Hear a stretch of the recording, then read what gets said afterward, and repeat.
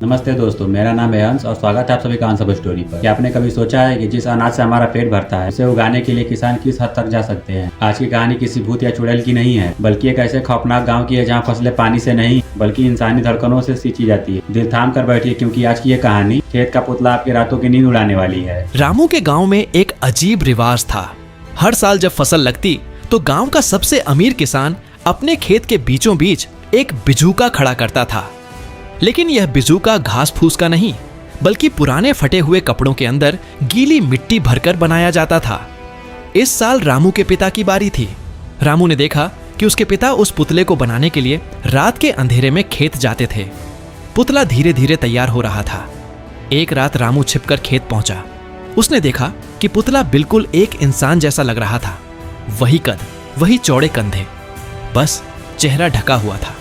अचानक रामू को पुतले के अंदर से एक घुटने जैसी आवाज आई, जैसे कोई बहुत गहराई से सांस ले रहा हो। रामू डरकर घर भागा। उसने पिता से पूछा, बापू, उस पुतले के अंदर क्या है? वह हिलता क्यों है? बापू ने शांति से अपनी कुल्हाड़ी साफ करते हुए कहा, बेटा, अच्छी फसल के लिए जमीन को धड़कन सुनानी पड़ती है।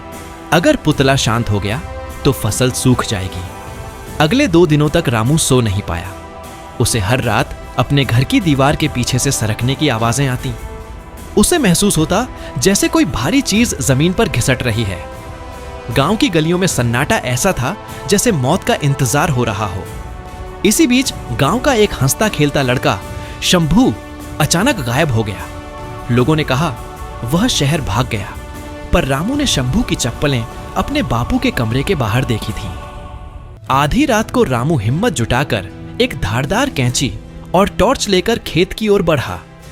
चांद बादलों में छिपा था। जैसे ही वह उस विशाल पुतले के पास पहुंचा, उसे एक सौंधी भरी बदबू आई।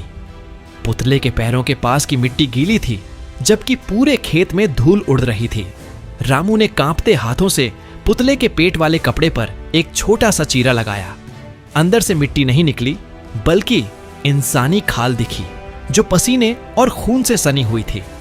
रामू की चीख निकलने ही वाली थी कि पुतले के अंदर से एक बहुत ही धीमी और दर्द भरी आवाज आई, रामू, मुझे पानी चाहिए, मेरा दम घुट रहा है, निकाल मुझे। वह शंभू था। उसे जिंदा उस पुतले के अंदर मिट्टी के मोटे लेप के साथ चुन दिया गया था।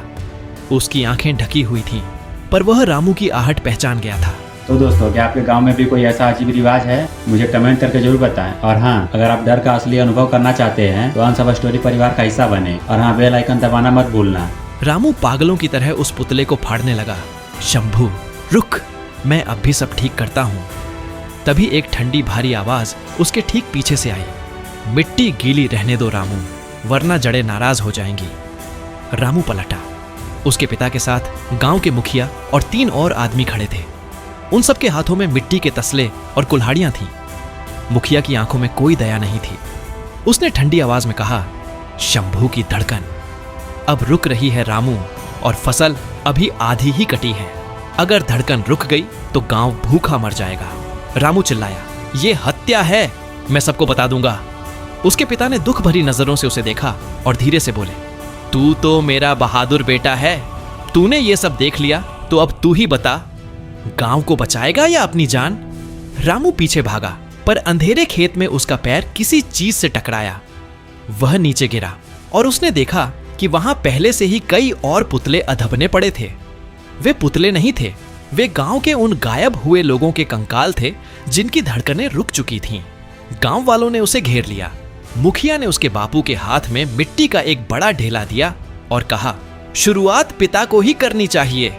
रामू के बापू की आंखों से एक आंसू टपका, पर उनके हाथ नहीं कांपे। उन्होंने रामू के मुंह पर गीली मिट्टी का पहला लेप लगाया और फुसफुसाए, माफ करना बेटा, पर फसल इस बार बहुत अच्छी होगी। तेरी धड़कन बहुत मजबूत है। अगली सुबह जब सूरज निकला तो खेत के बीचों बीच 2 नए पुतले खदिरिढ़े थे। हवा चली तो पुतलों के फटे कपड़े लहराए और उन कपड़ों के पीछे से किसी के सिसकने की आवाज आई। पर गांव वाले पास से गुजरते हुए मुस्कुरा रहे थे, क्योंकि इस साल की फसल सबसे हरी और लहलहाती हुई दिख रही थी। तो हमेशा याद रखिएगा दोस्तों, अगली बार जब आप किसी सुनसान खेत के बीच खड़े उस पुतले को देखें तो उसकी आंखों में गौर से देखना। कहीं ऐसा ना हो कि उस फटे हुए कपड़े के पीछे से कोई अपनी आखिरी सांसें गिन रहा हो और आपसे मदद मांग रहा हो।